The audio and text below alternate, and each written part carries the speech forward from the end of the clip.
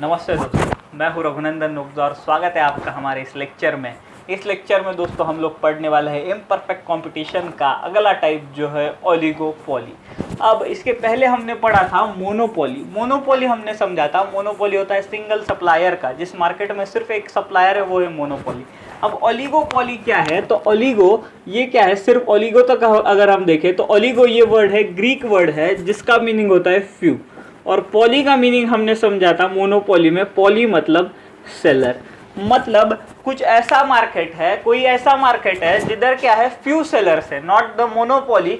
मतलब मोनोपोली नहीं है, मोनोपोली में क्या था, सिंगल सेलर था, बट ओलिगोपोली में एक से ज्यादा सेलर्स है बट फ्यू नंबर्स है, मतलब ज्यादा सेलर्स भी नहीं है, कम सेलर्स है। समझो 5 हो सकते हैं, 10 हो सकते हैं, 10 से ज्यादा नहीं हो सकते, मतलब there are some few sellers. अब ऐसे मार्केट ओलिगोपोली क्यों बोलते हैं इसको, क्योंकि there are few sellers producing homogeneous और डिफरेंशिएटेड गुड्स। अब होमोजेनियस का मीनिंग हमने समझा था आइडेंटिकल गुड्स, मतलब ऐसे कुछ प्रोड्यूसर्स है, सिर्फ कुछ ही प्रोड्यूसर्स है, few producers which are producing homogeneous goods और सम डिफरेंशिएटेड गुड्स, मतलब थोड़ा सा डिफरेंशिएशन है उनमें, मतलब एक कंपनी का प्रोडक्ट और दूसरे कंपनी के प्रोडक्ट में थोड़ा सा डिफरेंशिएशन हो सकता है बट ब्रॉड डिफरेंशिएशन नहीं है, इसके लिए होमोजेनियस प्रोडक्ट प्रोड्यूस करते हैं, ऐसे मार्केट को बोलते हैं ओलिगोपोली। अब रियल लाइफ एग्जांपल में, इस रियल लाइफ में इसका एग्जांपल है दोस्तों, बेस्ट एग्जांपल है वो है टेलीकॉम इंडस्ट्री। टेलीकॉम इंडस्ट्री में हमको मालूम है बहुत ही फ्यू सेलर्स है, फ्यू सेलर्स है। अगर हम गिनने जाए तो एक जियो है, एयरटेल है, वोडाफोन है, आइडिया है, एक्सेट्रा एक्सेट्रा, बाकी सब टाटा डोकोमो, यूनिनॉर वगैरह तो अभी बैंकरप्ट हो गया। तो क्या होता है, ये फ्यू सेलर्स हो और दे आर प्रोड्यूसिंग और गिविंग सर्विसेज ऑफ होमोजीनियस और डिफरेंशिएटेड गुड्स एंड सर्विसेज। वो हमें सर्विस दे रहे हैं किसकी, टॉक टाइम की, डेटा की वगैरह वगैरह, और वो होमोजीनियस है, एक जैसी है, मतलब बहुत डिफरेंशिएशन उसमें नहीं है। कि अगर हम लोग देखें कि डेटा नेटवर्क ऑफ एयरटेल और नेटवर्क ऑफ जियो, इसमें क्या है, ज्यादा डिफरेंशिएशन नहीं है। हाँ, कुछ पैमाने पे एयरटेल ज्यादा अच्छा हो सकता है, कुछ पैमानों पे क्या हो सकता है, जियो ज्यादा अच्छा हो सकता है। दोनों की प्राइसेस भी अगर हम देखें तो दोनों, या तो फिर जो भी सेलर्स है टेलीकॉम इंडस्ट्री में, वो सेम प्राइस पे हमें पैकेज ऑफर करते हैं। कोई तो कुछ किधर तो 40-50 रुपए का इधर इधर हो जाता है, बट फिर भी ओलिगोपोली मार्केट में क्या होता है दोस्तों, फ्यू सेलर्स होते हैं, बहुत ही कम सेलर्स होते हैं, और वो सेम सेलर्स क्या करते हैं, होमोजीनियस गुड्स हमें देते हैं, होमोजीनियस प्रोडक्ट देते हैं। इसका एग्जांपल हमने देखा टेलीकॉम इंडस्ट्री, जिधर बहुत ही कम सेलर्स है और वो हमें क्या करते हैं, एक सरी की सर्विस, एक सरी का प्रोडक्ट हमें बेचते हैं। दूसरा एग्जांपल हो सकता है मोबाइल इंडस्ट्री। अब मोबाइल इंडस्ट्री में मैं पहले ही बता दूं, आपको क्या करना पड़ेगा, एप्पल को बाजू में रखना पड़ेगा। एप्पल को अगर हम बाजू में रखें तो दूसरे जो भी प्रोड्यूसर्स है, रेडमी हो गया, रियलमी हो गया, फिर मोटोरोला हो गया, और एसस हो गया, ऑनर हो गया, ये सब जो प्रोड्यूसर्स है, ये जो मोबाइल कंपनी है, वो होमोजेनियस गुड्स या फिर आइडेंटिकल थोड़ा फार चेंज करके क्या करती है, प्रोड्यूस करती है। मतलब उनके प्रोडक्ट में ज़्यादा डिफरेंशिएशन नहीं होता है। क्यों ज़्यादा डिफरेंशिएशन नहीं होता है, क्योंकि अगर एक ने एक टेक्नोलॉजी ला ली, समझो एक ने 4GB 128GB का क्या कर लिया, मोबाइल लॉन्च कर लिया, तो मार्केट में सभी जो कंपनी है, सभी जो फ्यू सेलर्स है, वो भी उसको कॉपी करना चालू कर देती है। तो ऐसा होता है दोस्तों ओलिगोपोली में, जिधर क्या होता है, कम सेलर्स होते हैं और जो प्रोडक्ट बेच रहे हैं वो थोड़ा सा होमोजीनियस या थोड़ा सा डिफरेंशिएटेड होता है। सीमेंट इंडस्ट्री भी ऐसी है, बहुत कम सेलर्स है, एसीसी हो गया, अंबुजा हो गया, फिर बांगर सीमेंट है, वगैरह वगैरह, ऐसे सब सेलर है। तो इस सब को, मतलब टेलीकॉम, मोबाइल, सीमेंट, इन सब इंडस्ट्रीज को बोलते हैं ओलिगोपोली मार्केट। अब हम क्या करते हैं, ओलिगोपोली मार्केट के फीचर समझ लेते हैं ताकि ये बहुत अच्छे से आपको समझ जाए।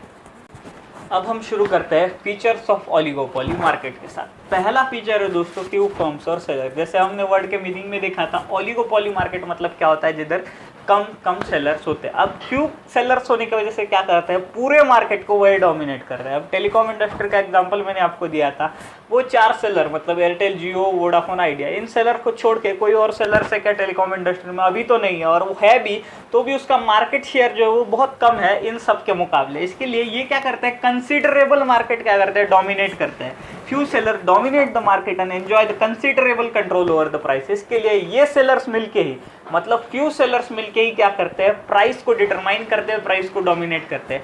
परफेक्ट कंपटीशन में ऐसा नहीं होता था। परफेक्ट कंपटीशन में डिमांड सप्लाई फोर्सेस की वजह से क्या होता था, प्राइस चेंज होती थी। बट इधर क्या करते हैं, ये फ्यू सेलर्स मिला के ही अपने प्रोडक्ट की प्राइसिंग करते हैं और उसी प्राइस पे सभी सेलर्स क्या करते हैं, उसी प्राइस पे बेचते हैं। दूसरा और मुझे लगता है मोस्ट इंपॉर्टेंट फीचर है इंटरडिपेंडेंस। अब इंटरडिपेंडेंस मतलब क्या, एक का दूसरे के ऊपर होने वाला डिपेंडेंस। मतलब ओलिगोपोली मार्केट में सारे सेलर्स एक दूसरे पे डिपेंडेंट होते हैं। अब कैसे डिपेंडेंट होते हैं देखते हैं टेलीकॉम इंडस्ट्री से। टेलीकॉम इंडस्ट्री का एग्जांपल लेते हैं। जब जियो की एंट्री हुई तब जियो ने क्या किया, सभी डेटा और कॉल्स को क्या कर दिया, फ्री कर दिया। थोड़े दिन तक बाकी कोई मार्केट में टिक ही नहीं सका क्योंकि जियो ने इतना चीप रेट्स पे अपना प्रोडक्ट बेचा। अब उसके बाद भी जियो को लॉस होने लग गया, तो उसने क्या किया, अपने प्रोडक्ट की प्राइस हाइक की। फिर क्या किया, आइडिया, वोडाफोन, एयरटेल ने भी जियो को मैच किया। मतलब जब जियो का डेटा प्राइस कुछ तो 400 रुपये में मिलता था, तभी एयरटेल, आइडिया और इन्होंने भी क्या कर दिया, अपना डेटा पैक 400 रुपये में बेचना चालू कर दिया। इसके लिए क्या होता है, इन सब का एक दूसरे पे इंटरडिपेंडेंस होता है।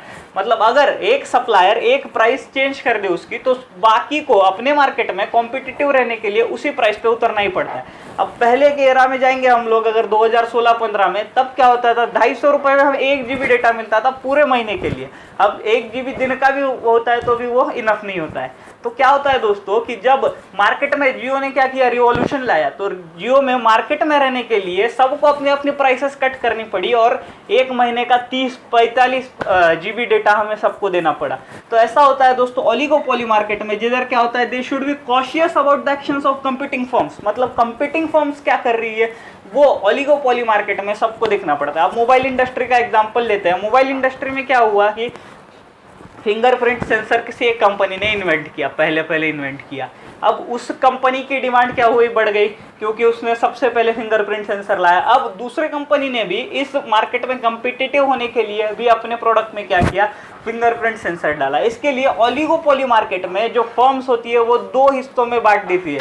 एक तो वो प्राइस पे लड़ती है, या तो फिर वो प्रोडक्ट डिफरेंशिएशन पे लड़ती है। मतलब जिस प्रोडक्ट में, अगर एक प्रोडक्ट ने वो फीचर डाला तो बाकी की सभी कंपनियां भी उसी प्रोडक्ट को फॉलो करती है, उसी फीचर को फॉलो करती है। या तो एक ने, उसने अपने प्राइसेस में चेंज किया तो बाकी की सभी कंपनियों को भी अपने अपने क्षेत्र में कॉम्पिटिटिव रहने के लिए उसी प्राइस पे उतरना पड़ता है। इसके लिए if one changes the price, other also do have to do this to be in the competition में रहने के लिए एक सेलर ने जो किया है वही सभी सेलर को करना पड़ता है।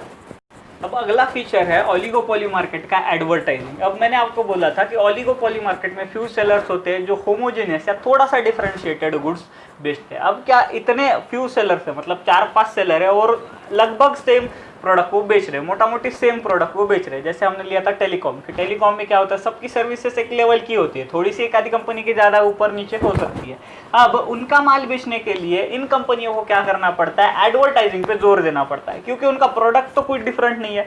जो वो प्रोडक्ट ऑफर कर रहे हैं वही सेम कॉम्पिटिटर ऑफर कर रहा है। इसके लिए उनको क्या करना पड़ता है, हैवी एडवर्टाइजिंग या फिर एग्रेसिव एडवर्टाइजिंग करनी पड़ती है। आप देखते हैं कि एयरटेल की एडवर्टाइजिंग कितनी ही बार टीवी पे आती है, एयरटेल 4G की, या तो फिर 3G भी जब आया था तब भी एयरटेल की कितनी एडवर्टाइजिंग आती है, क्योंकि 4G तो सभी ऑफर करते हैं, बट एयरटेल क्या करता है, एडवर्टाइजिंग पे ज़्यादा जोर कर देता है। एडवर्टाइजिंग पे ज़्यादा जोर देने की वजह से क्या होता है कि वो अपना मार्केट शेयर टिका के रखता है। मतलब मार्केट में उसका कितना परसेंट शेयर है, उसके कितने परसेंट कस्टमर्स है वो टिका के रखता है। क्यों? क्योंकि वो एडवर्टाइजिंग करता है। इसके लिए ओलिगोपोली मार्केट में अगर मार्केट में टिकना है तो सभी को क्या करना पड़ता है, एडवर्टाइजिंग करना ही पड़ता है, क्योंकि उधर प्रोडक्ट डिफरेंशिएशन नहीं होता है।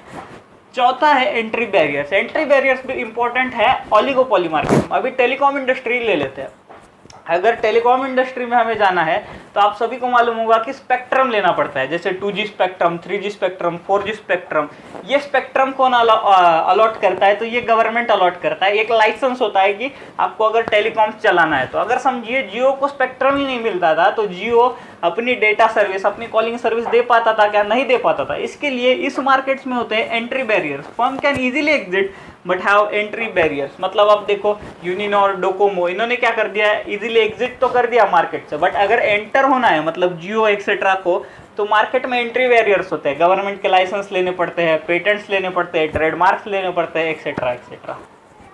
अब हमारा 5वां फीचर है ओलिगोपोली मार्केट का लैक ऑफ यूनिफॉर्मिटी। यूनिफॉर्मिटी मतलब क्या होता है, एक सरी का, आइडेंटिकलनेस का लैक है। अब आइडेंटिकलनेस का लैक का मतलब क्या है कि इधर ओलिगोपोली मार्केट में जो भी सेलर्स होते हैं उन सभी की साइज या फिर उनका रेवेन्यू, उनका कैपिटल जो होता है वो सेम साइज का नहीं होता है, क्योंकि वो they are not similar size. Some firms are big, some firms are small. अब इसका एग्जांपल क्या ले सकते हैं? अब जियो के पीछे कौन सी कंपनी है? रिलायंस कंपनी है। इतनी बड़ी कंपनी है कि जियो को कितने भी लॉसेस हुए फिर भी रिलायंस बियर कर देगी। उसके वर्सेस में लेते हैं आइडिया टेलीकॉम, यूनिनॉर या तो फिर डोकोमो। अब ये डोकोमो वगैरह कंपनी बहुत छोटी थी, या तो फिर यूनिनॉर कंपनी भी बहुत छोटी थी। ये दोनों एक ही मार्केट में ऑपरेट कर रहे हैं, टेलीकॉम मार्केट में ऑपरेट कर रहे हैं, बट जियो इतनी बड़ी कंपनी है और यूनिनॉर क्या है, इतनी छोटी कंपनी है। तो ये होता है दोस्तों ओलिगोपोली मार्केट में, जिधर सबकी साइज सेम नहीं होती है। इसकी वजह से क्या होता है, जो बड़ी फर्म्स होती है वो ज़्यादा मार्केट शेयर लेके जाती है और ज़्यादा प्रॉफिट भी कमा लेती है।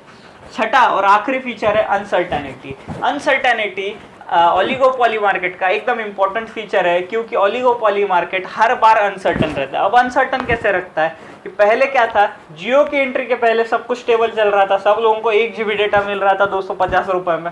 बट जियो एंटर होने के बाद जियो ने क्या कर दिया, एकदम अनसर्टनली चेंज कर दिया, सबको फ्री कर दिया।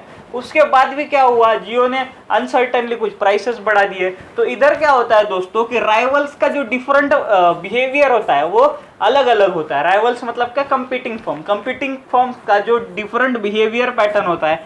कभी कभी हो सकता है कि एक फर्म को हराने के लिए 2 से 3 फर्म क्या कर ले, अपना कार्टेल जमा ले या फिर मर्जर कर ले। जैसे हुआ कि जियो को हराने के लिए आइडिया और वोडाफोन ने मर्जर कर लिया। ये दो अभी कंपनियां एक साथ हो गई, ये दो एक साथ काम करती है। क्यों? क्योंकि इनको जियो की ताकत से लड़ना है, इतने बड़े ताकत से। तो इस मार्केट में बहुत अनसर्टेनिटी होती है। कभी कभी हो सकता है कि मर्जर्स हो जाए, कभी कभी हो सकता है कि इन दोनों बिखर भी जाए और अकेले एक दूसरे से फाइट करें। इसके लिए ओलिगोपोली मार्केट बहुत अनसर्टन मार्केट है। तो ये थे हमारे features of oligopoly market. Thank you so much.